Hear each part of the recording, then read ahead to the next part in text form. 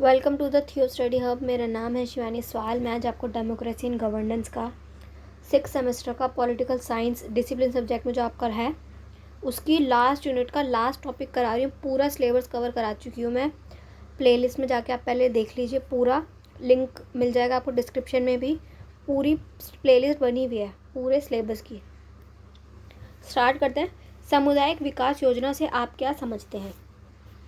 नया topic start हो रहा है, सामुदायिक विकास योजना। समुदाय का मतलब क्या होता है? एक ग्रुप, पूरा एक संगठन, एक समुदाय।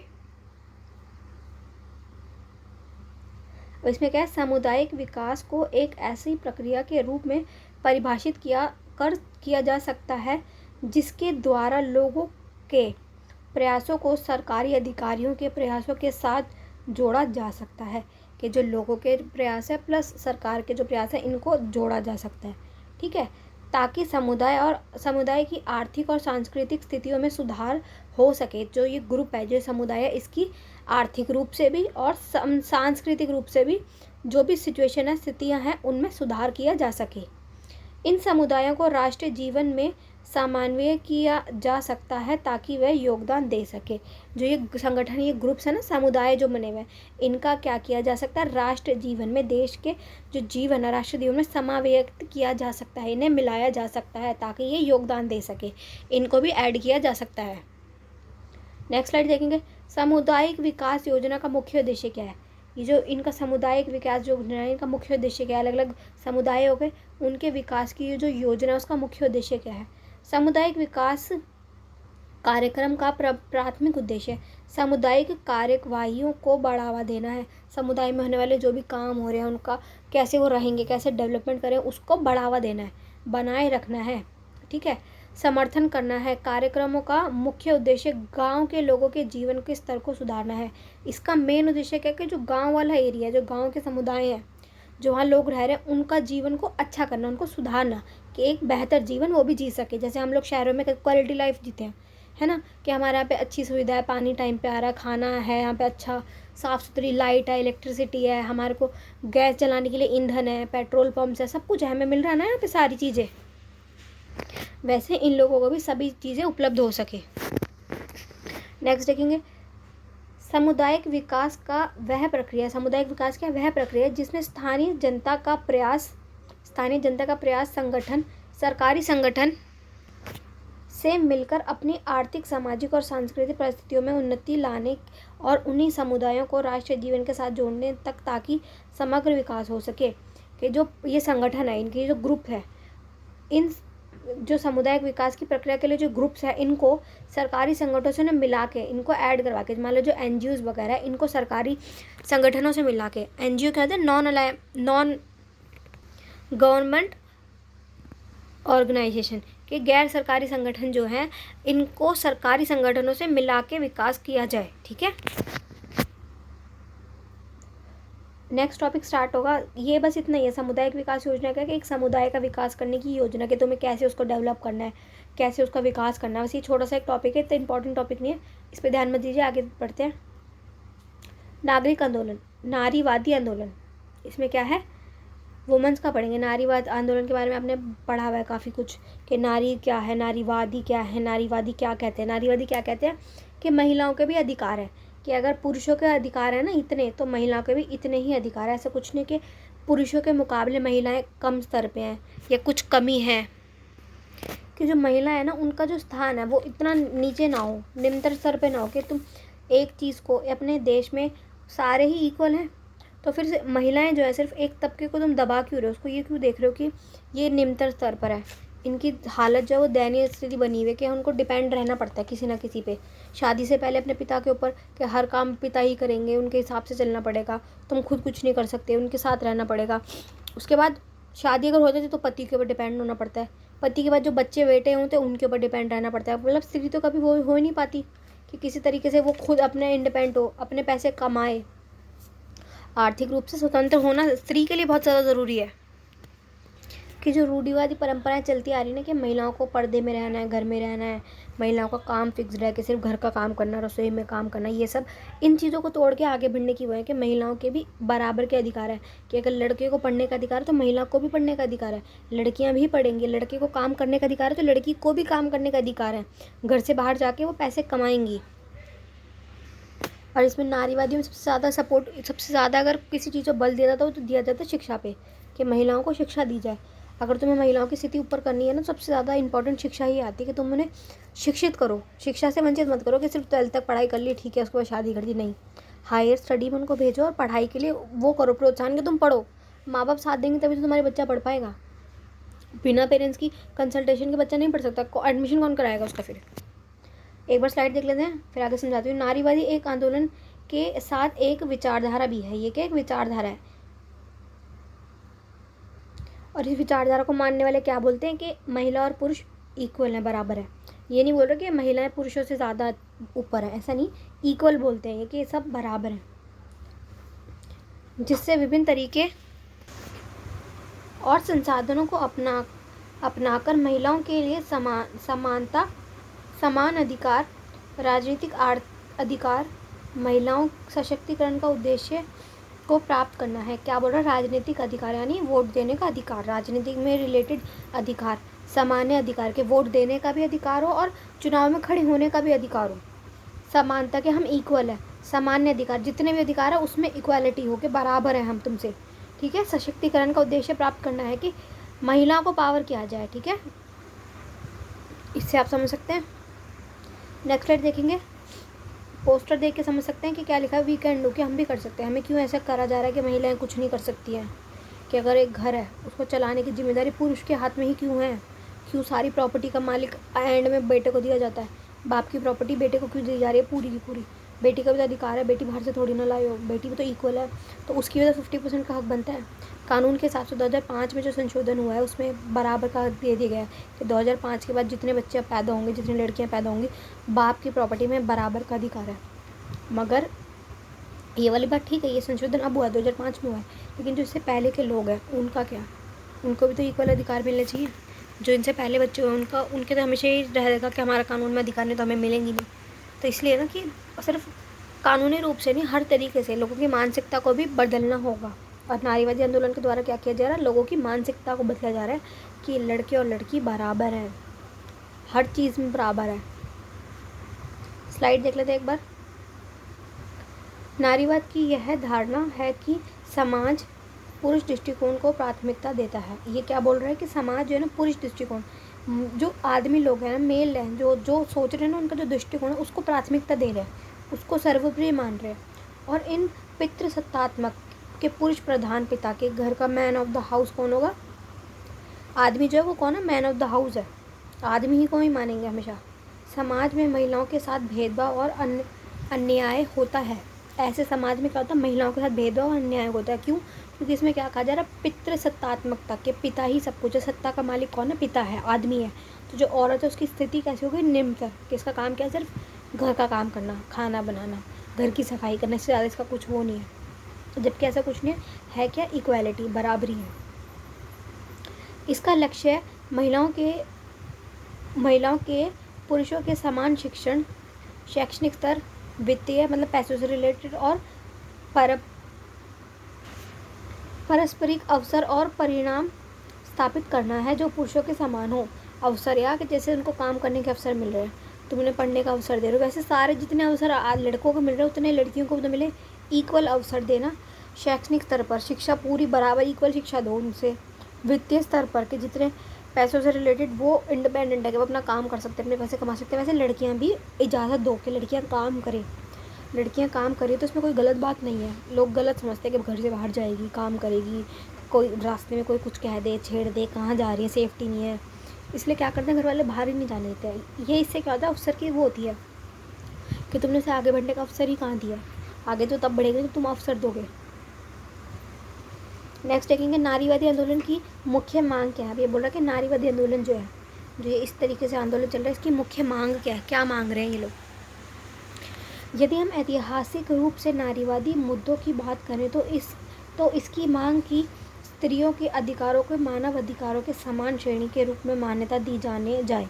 ये क्या बोल रहा है कि जितना मानव अधिकार को तुम प्रमोट करते हो ना, बल देते हो मानव अधिकार को, उतना ही ना स्त्रियों के जो अधिकार है उसको भी वो करो कि स्त्री के अधिकार मानव अधिकार के इक्वल करो, श्रेणी के रूप में मान्यता दी जाए और संपूर्ण सामाजिक जीवन में संदर्भ में स्त्री पुरुष की समानता स्वीकार की जाए कि स्त्री और पुरुष की समानता दोनों इक्वल है, इसको स्वीकार करो तुम।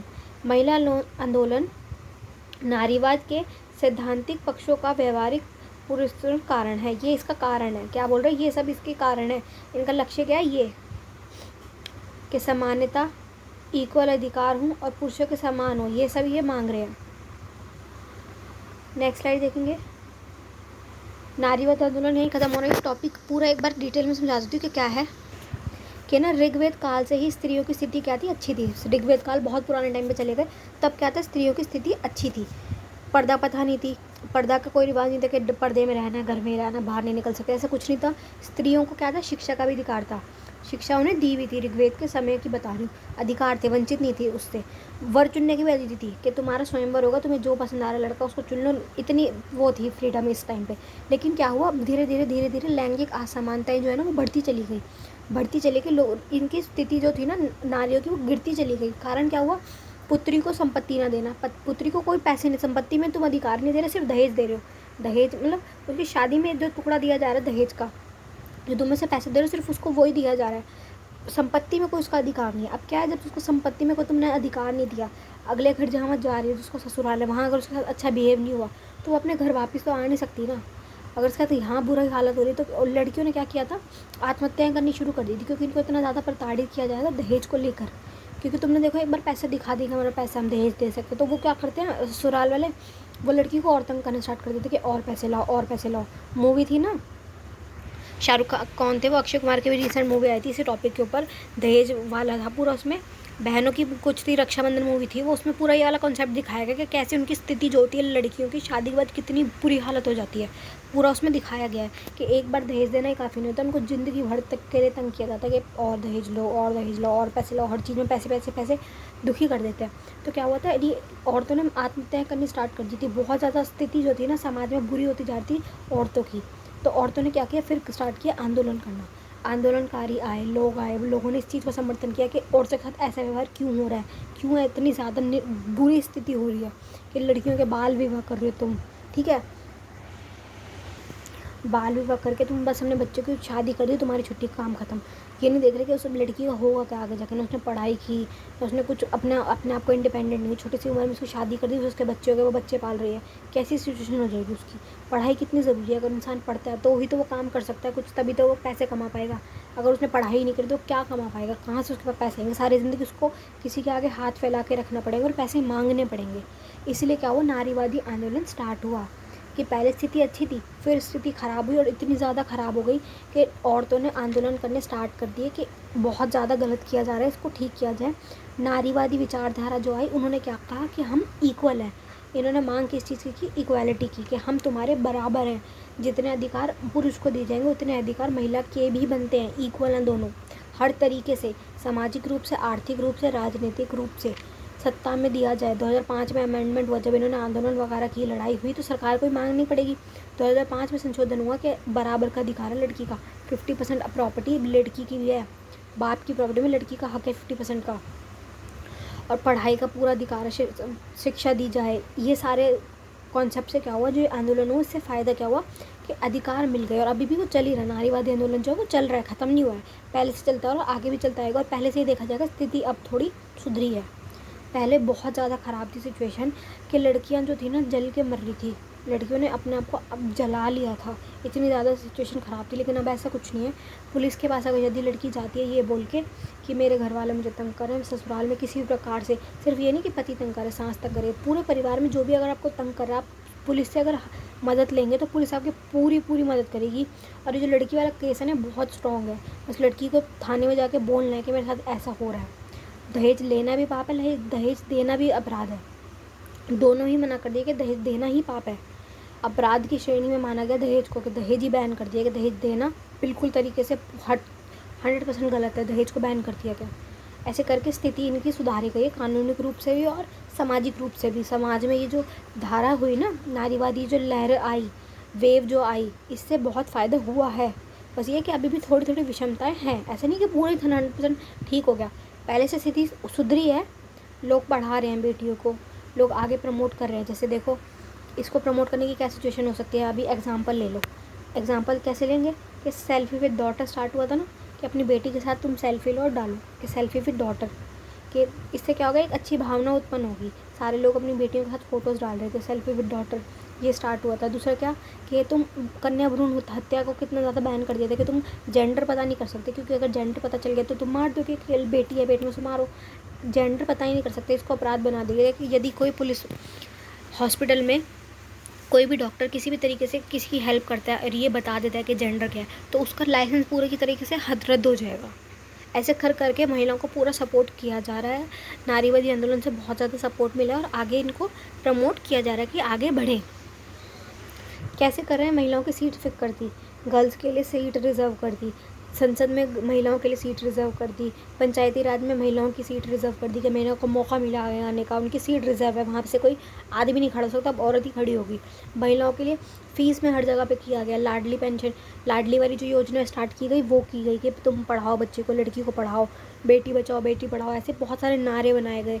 कितनी सारी चीज़ों से हर तरीके से लड़कियों को आगे प्रमोट किया गया। चलिए, आई होप आपको समझ आ गया होगा। कोई भी क्वेश्चन, कोई भी क्वेरी हो, डायरेक्ट कमेंट बॉक्स में मुझसे पूछ लेना, मैं आपको रिप्लाई वहीं कर दूँगी। नेक्स्ट टॉपिक पढ़ेंगे जनजातीय आंदोलन। अब ये भी एक आंदोलन है, जैसे महिलाओं के लिए हुआ ऐसे अब ये जनजातियों के लिए हुआ। जनजातीय आंदोलन कौन है, जनजातीय कौन होते हैं, जो लोग जंगलों में रहते हैं, जंगल में रहने वाले जंगली लोग, इस प्रकार के जो लोग होते हैं ना, बिल्कुल जंगलों में रहने वाले आदिवासी लोग, इनका आंदोलन है ये जनजातीय आंदोलन। इनके बारे में पढ़ेंगे अब हम। ये देख लीजिए एक बार, जनजातीय आंदोलन कितने हुए, कितने जगह हुए, ये देख लो, कोल विद्रोह, संस्थाल विद्रोह, ये इतने सारे 14 है, ये इससे भी ज़्यादा हैं, ये 14 की लिस्ट मैं निकाल के लाई हूँ। ये सारे आंदोलन किन्होंने करे, जनजातीय वर्ग वालों ने, जनजातीय आंदोलन ने। उनका कारण क्या था कि ये लोग जो जंगलों में रहते थे ना, जंगल इनके थे, ये जो पूरा जंगल का पार्ट होता ना एरिया, जंगल इनके थे, जंगली लोग थे, जंगल इनके थे। लेकिन सरकारों ने क्या करना स्टार्ट करा, जंगलों से लकड़ियाँ मिलती हैं, जंगलों में जानवर होते हैं, हाथी होते हैं, उनको चाहिए थे ये सब चीज़ें, तो इन लोगों को इनके जंगलों से निकाल रहे थे, इनके घर से ही इनको निकाल रहे थे कि जंगली लोग हैं, इनको निकालो मारो। और इन्होंने क्या किया, इनके साथ जो गलत हुआ, इनके साथ जो शोषण हो रहा था, उसके खिलाफ इन्होंने क्या किया, आंदोलन किया। तो ये क्या कहलाया, जनजातीय आंदोलन। इसको पढ़ेंगे अब दोबारा, जनजातीय आंदोलन कब था, कब हुआ था, इसको पढ़ेंगे। ये देखिए फर्स्ट वाला जो है ना, कोल विद्रोह, सबसे पहले कौन सा स्टार्ट हुआ था, कोल विद्रोह, ये लिखा हुआ, ये कब हुआ है, मैं बस स्लाइड साफ करूँ। कोल विद्रोह जो है 1823 में, सबसे पहले जो स्टार्ट हुआ 1823 में, 23 में ये वाला हुआ है। आगे सारे इनकी डेट्स आगे आएंगी, देखते हैं। कोल विद्रोह, कोल विद्रोह झारखंड के कोल जनजातीय द्वारा अंग्रेजी सरकार के अत्याचार के खिलाफ 1823 तक ईस्वी में किया गया था। इसका विद्रोह हुआ जून 1833 तक चला। ये कब तक चला, 1833, 1831 इसमें डेट लिखे, लेकिन 23 में ही इसकी स्थापना हो गई। स्टार्ट जो हुआ था ना, स्टार्ट हो गया था 1823 में, और 31 से लेकर यहाँ तक ये चला, ठीक है। स्थापना मतलब शुरुआत यहाँ से हुई, भूमिका स्टार्ट हो गई यहाँ से, इससे स्टार्ट हुआ और यहाँ तक चला, ठीक है। और हुआ क्या, कारण क्या था, अंग्रेजी सरकार 18वीं सदी की बात चल रही है, 19वीं नहीं 18वीं सदी है, पुराना बिल्कुल 100 शतक पीछे ले जाओ। इस समय क्या था, अंग्रेजी सरकार ने अत्याचार करना स्टार्ट कर दिया था। क्या कर दिए, जंगली लोगों को, ये जो जंगली लोग थे, जंगली लोग मतलब यहाँ जंगलों में रहने वाले जनजातीय लोग जो थे, इनको इनकी ही ज़मीन से निकाला जा रहा था, इनके अत्याचार हो रहे थे, इन्हें मार रहे थे लोगों को, इनको, ठीक है। ये यहाँ तक चला। ये भारत में अंग्रेज़ों के खिलाफ किया गया एक महत्वपूर्ण विद्रोह है, क्योंकि ये फर्स्ट है, सबसे पहला है, ये अंग्रेज़ों के खिलाफ हुआ जो यह विद्रोह अंग्रेज़ों और बाहरी लोगों के शोषण का एक बदला लेने के लिए किया गया। अंग्रेज लोगों ने जो इनके साथ शोषण किया ना, कि इन्हें मार रहे हैं, इनको घर से बाहर निकाल रहे हैं, इनके साथ बहुत ही सारा अन्याय किया जा रहा था, उसके खिलाफ ये किया गया, बदला लेने के लिए ये किया गया। नेक्स्ट स्लाइड देखेंगे। पूर्वी भारत, खांसी, कोल्स, थाल, मुंडा, कुर्की, खोड़, नागा, सिंगौ, ये सब क्या है, जगहें हैं, ये जगहों के नाम हैं, ये सारी जगहों के नाम हैं। यहाँ ये विद्रोह हुए। दक्षिण भारत में कोरमाल्य, कोड रोड, डोरो। 1819 में असम में सीमाओं में निकट पहाड़ी क्षेत्रों में रहने वाले खासी जनजाति, इनका नाम क्या, खासी जनजातियों ने विद्रोह किया, जिसकी प्रमुख कारण, इसका मेन कारण क्या था, अंग्रेजों द्वारा इनके क्षेत्रों के सड़क का निर्माण, कि इनको घर, जो इनके घर हैं, देखो सड़क अगर तुम्हें बनानी है तो तुम बना लो, घर किसी के घरों को थोड़ी ना तोड़ोगे, और अगर तोड़ भी रहे हो उसके घर के बीच में से तुम्हें घर सड़क निकालनी है तो उनको कोई रहने की जगह तो दो, है ना। अगर हाईवे जा रहा है एक जगह से, वहाँ पे लोगों के घर है, तो उन्हें दूसरी जगह दी भी तो जाती है। सरकार भी तो यही करती है कि मेट्रो के पुल बन रहे हैं, हाईवेज़ बन रहे हैं, तो जो लोग होते हैं ना उन्हें इक्वल, जो उनका पैसा है, जो उनकी ज़मीन है उसके इक्वल पैसा, इक्वल भी क्या है, इवन ज़्यादा पैसा सरकार हमारी क्या करती है, उससे ज़्यादा ही पैसा उनको देती है कि आप यहाँ से शिफ्ट हो जाइए। सिर्फ और सिर्फ उन्हें यहाँ से हटा के यहाँ कर दिया जाता है कि आप यहाँ रह लीजिए, आपको पूरा सुविधा दी जाएगी, आपको कुछ नुकसान नहीं होगा। लेकिन अंग्रेज़ क्या कर रहे थे, इनके क्षेत्रों से इनको बेदखल कर रहे थे कि अब तुम जहाँ भी जाओ हमें मतलब नहीं है। और ये लोग कौन थे, जंगली लोग थे, जंगलों में रहने वाले थे, ये बाहर जाके करेंगे भी क्या, जंगल में ही इनका सब कुछ होता है कि यहाँ पे खाना खाते हैं, हमने पशु जो होते हैं शिकार करके खाना खा लिया, खेती करके खाना खा लिया, ऐसे थे ये लोग। अब ये बाहर जाके रहेंगे भी कहाँ, बाहर तो ये मर जाएंगे, उनको कोई जगह ही नहीं समझ आएगी कहाँ रहना है, क्या करना है, कुछ कर थोड़ी ना पाते। लेकिन अंग्रेज इतने गंदे थे, इन्होंने क्या किया, इनके क्षेत्रों से इनको निकाल रहे थे,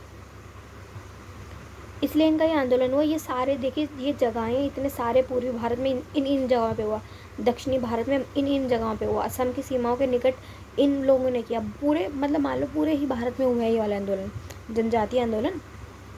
अब देखिए भारत में जनजातीय आंदोलन का कारण क्या है, अभी कारण पूछ रहे कि रीज़न क्या है।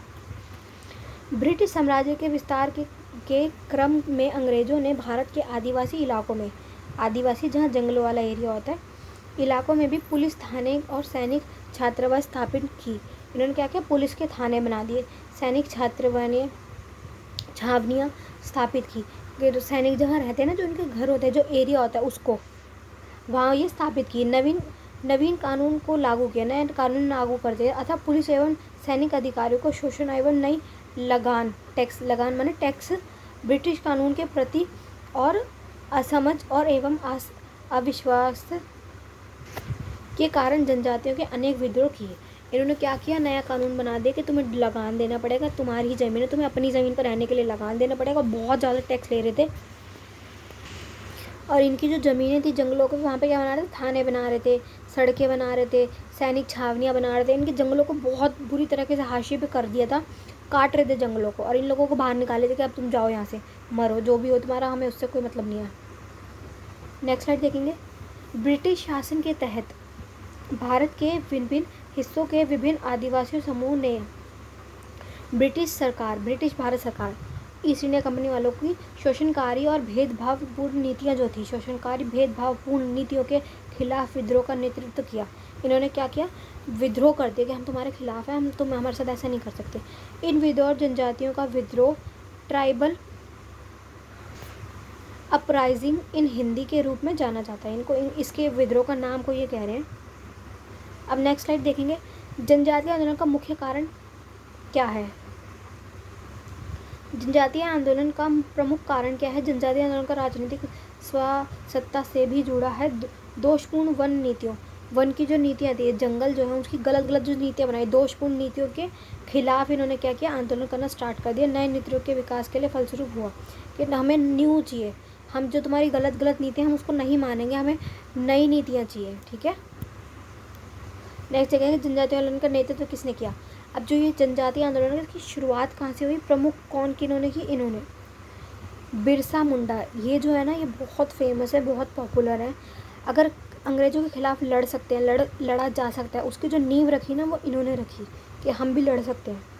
बिरसा मुंडा 15 नवंबर 1875 9 जून 1900 तक एक भारतीय आदिवासी स्वतंत्रता सेनानी और मुंडा जनजाति के लोक नायक थे। नायक यानी एक हीरो, एक नायक की भूमिका निभाई है इन्होंने। स्वतंत्रता सेनानी है ये, क्योंकि अंग्रेज़ों के खिलाफ जो नींव रखी गई ना लड़ने की, पहली इन्होंने रखी है। 1875 में इनका जन्म हुआ है, 1900 तक का इनका जीवन था। तब इन्होंने ये स्टार्ट कर दिया लड़ना, और इन्होंने लोगों को एकजुट किया। लोग क्या थे, इनसे डरते थे, अंग्रेज़ों से ना लोग डरते थे, क्योंकि उनको पता था कि अंग्रेज़ों के खिलाफ गए, कुछ भी इनके खिलाफ बोला तो ये हमें मार देंगे। पर इन्होंने क्या है, इन्होंने वो रखी नींव कि देखो मरना तो है ही, अगर हम इनकी बात मान भी लेते हैं, हमें हमारे जंगलों से निकाल देंगे, हम कहाँ जाएंगे, हम बाहर जाके भूख से मरेंगे, तो अगर मरना ही है तो लड़के मरेंगे ना। ये इनके शब्द हैं कि अगर मरना ही है तो लड़ के मरेंगे, अच्छे से इनके आगे गिर के नहीं मरेंगे, इनके तलवारों से, इनकी गोलियों से नहीं मरेंगे, हम लड़ के मरेंगे और अपने आप को, अपने जो इनकी जनजाति है उनके लिए लड़ेंगे हम, हमारा नाम स्वतंत्रता सेनानियों में जाएगा। एक बार स्लाइड देख लें। बिरसा मुंडा एक भारतीय आदिवासी स्वतंत्रता सेनानी और मुंडा जनजाति के लोक नायक थे। उन्होंने ब्रिटिश राज्य के दौरान 19वीं शताब्दी के अंत में बंगाल प्रेसिडेंसी में हुए एक आदिवासी धार्मिक सशस्त्रबंदी आंदोलन में नेतृत्व किया है। जो ये पहला आंदोलन हो ना 19वीं शताब्दी में, जिसमें वह भारतीय स्वतंत्रता आंदोलन का इतिहास में एक महत्वपूर्ण व्यक्ति बन गए। कौन है ये? एक महत्वपूर्ण व्यक्ति बन गए। भारत का जो स्वतंत्रता का इतिहास है ना, जो आज़ादी की लड़ाई हुई, जो 200 साल से हम इनके गुलाम बने हुए थे, उसमें जो स्वतंत्रता की लड़ाई की, उसमें मुख्य जो हिस्सा है ना, सबसे पहला वो इनका है, बिरसा मुंडा जी का। ये देखिए इनकी फ़ोटो, ये इनकी वो है, पुतला इनका बनवाया गया। ये देखिए हमारे सीएम नहीं, होम मिनिस्टर, ये हमारे को ना गृह मंत्री, होम मिनिस्टर, ये देखिए। और ये देखिए ये पीएम है, ये प्रधानमंत्री है। ये इनकी फ़ोटो के आगे नमन कर रहे हैं, फूल चढ़ा रहे हैं। इतने बड़े वो हैं कि उन्होंने शुरुआत की, अंग्रेज़ों के साथ लड़ने की जो नींव है वो इन्होंने रखी, इसलिए ये बहुत ज़्यादा पॉपुलर और फेमस है, क्योंकि इन्होंने जनजातीय आंदोलन का नेतृत्व किया और एक ये नायक के रूप में देखे जाते हैं। एक बार आपको समझा देती हूँ कि डिटेल में क्या है, एक बार समरी में समझा दूँ कि जो जंगल में रहने वाले लोग हैं ना, जंगल में ये स्टार्टिंग से रहते आ रहे, जंगली लोग हैं। अब ये यहीं रहते हैं, यहीं खाना खाते हैं। इनकी काम क्या है? खेती करना और अपने लिए खाना बनाना। ये वहीं रहते हैं। इनकी सिचुएशन क्या है? ना ये बेचते गेहूँ को, जैसे खेती किसान जो होते हैं वो क्या करते हैं, खेती करते हैं, जो उनका उपावा आती है फसलें, उनको ये बेच के अपना पैसा कमाते हैं। ये स्थिति होती है गाँवों की, लेकिन ये गाँव में नहीं, बिल्कुल जंगल वाले हैं, जंगली लोग हैं। ये क्या करते हैं? सिर्फ इतनी खेती करते हैं कि इनको खाना मिल जाए, अपना खाना खाते हैं, पशुओं को मारते हैं, उनका मांस मछली ये जो लेते हैं वो लेते हैं और वहीं रहते हैं। इनका जीवन ऐसा है। अभी बाहर नहीं आके सर्वाइव कर सकते। बाहर क्या है? शहर है, वो गाँव वगैरह, ये वहाँ कैसे रहेंगे? क्योंकि इन्हें कुछ आता ही नहीं, भाषा तक भी इनकी अलग होती है। अब इन लोगों के साथ अगर इतना अत्याचार किया जा रहा है, इनको निकाल के तुम बाहर निकाल के मार रहे हो, उनकी जगहों पर तुम क्या कर रहे हो? बड़े बड़े उद्योग बना रहे हो, इनके जंगलों में उद्योग बना रहे हो, पेड़ों को काट रहे हो, पेड़ों से तुम अपनी लकड़ी ले रहे हो, अपने तुम काट रहे हो बुरी तरह से, इनको निकाल रहे हो, तो इनका क्या होगा? इनको, ये लोग कहाँ जाएंगे? तो इसलिए इन्होंने क्या कहता है, जनजातीय आंदोलन स्टार्ट कर दिए थे। इन्होंने अंग्रेजों के खिलाफ लड़ना स्टार्ट कर दिया था कि ये इनको हम आने ही नहीं देंगे, अगर ये आते तो हम इनके खिलाफ लड़ेंगे, हमें भी इन्हें मारेंगे। इनका आंदोलन चला। उसके बाद अब क्या है, आज अभी स्वतंत्रता किस बात की बता रही हूँ कि हमारे सिचुएशन में अब क्या है कॉन्स्टिट्यूशन में, कि इनके जो जंगल है ना, इन्हीं को दे रखे हैं, इनको निकाला नहीं गया। जो लोग जंगल में रहना चाह रहे हो जंगल में रह सकते हैं। इनको बता दिया गया कि जो 75 ईयर्स से रह रहे हैं, 75 ईयर्स से ज़्यादा रह रहे हैं ना, जिनकी 3 पीढ़ियाँ, 25-25 साल की 3 पीढ़ियाँ रह रही हैं जंगलों के अंदर, उनको जंगली लोगों का दर्जा दे दिया गया कि ये जनजातीय लोग हैं, इनको यहाँ रहने की पूरी आज़ादी है, ये यहाँ रह सकते हैं, मछली का वो कर सकते हैं, और जो भी जानवर ये करना चाह रहे शिकार कर सकते हैं। वैसे शिकार करना अलाउड नहीं है, लेकिन इन लोगों के लिए अलाउड है, ये शिकार कर सकते हैं, क्योंकि ये वहीं रहते तो ये क्या खाएंगे, ये वही सब खाएंगे, तो इनके लिए शिकार अलाउड है। और मत्स्य पालन भी कर सकते हैं, मछली मार भी सकते हैं, इनके लिए अलाउड कर दिया गया है। ये लोग वहीं रहेंगे, इनकी जगह है वो, इनको निकाला नहीं जाएगा उन जंगलों से संविधान के हिसाब से अब। लेकिन पहले क्या था, इनके साथ गलत किया जा रहा था, तो ये उस गलत होने के साथ खिलाफ खड़े हो गए थे और इन्होंने आंदोलन की शुरुआत कर दी थी। Thanks for watching. पूरा सिलेबस आपका कंप्लीट हो चुका है, पूरी 4 यूनिट में करा चुकी हूँ। प्लेलिस्ट में जाके आप देख लीजिए एक बार, पूरे सारे पार्ट आपको मिल जाएंगे, लिंक मिल जाएगा डिस्क्रिप्शन में। Best of luck for your exam. और भी आपको कोई टॉपिक समझ नहीं आ रहा, मुझे कमेंट में पूछ सकते हैं। कोई भी सब्जेक्ट हो आप उसके रिलेटेड भी आप मुझसे पूछ सकते हैं कमेंट में। कुछ भी आप पढ़ना चाह रहे हो मुझे बता दीजिए, मैं उससे रिलेटेड आपको वीडियोज़ बना के दूँगी।